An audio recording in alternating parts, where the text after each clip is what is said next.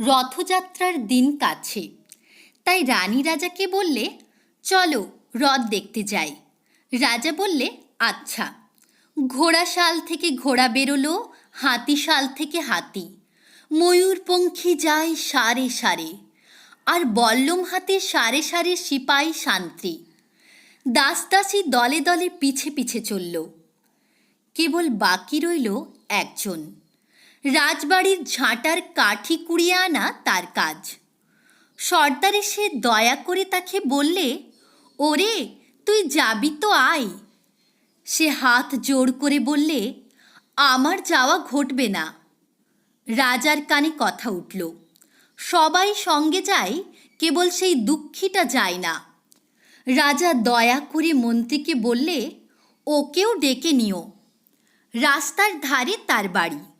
হাতি যখন সেইখানে পৌঁছল, মন্ত্রী তাকে ডেকে বললে, ওরে দুঃখী, ঠাকুর দেখবি চল। সে হাত জোড় করে বলল, কত চলব? ঠাকুরের দুয়ার পর্যন্ত পৌঁছই এমন সাধ্য কি আমার আছে? মন্ত্রী বললে, ভয় কি রে তোর, রাজার সঙ্গে চলবি। সে বললে, সর্বনাশ, রাজার পথ কি আমার পথ? মন্ত্রী বলল, তবে তোর উপায়? তোর ভাগ্যে কি রথযাত্রা দেখা ঘটবে না?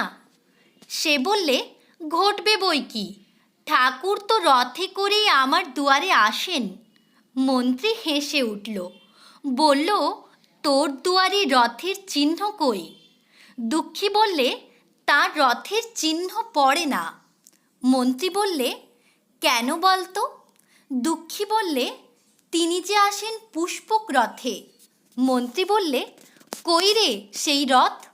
দুঃখী দেখিয়ে দিলে, তার দুয়ারের দুই পাশে দুটি সূর্যমুখী ফুটে আছে।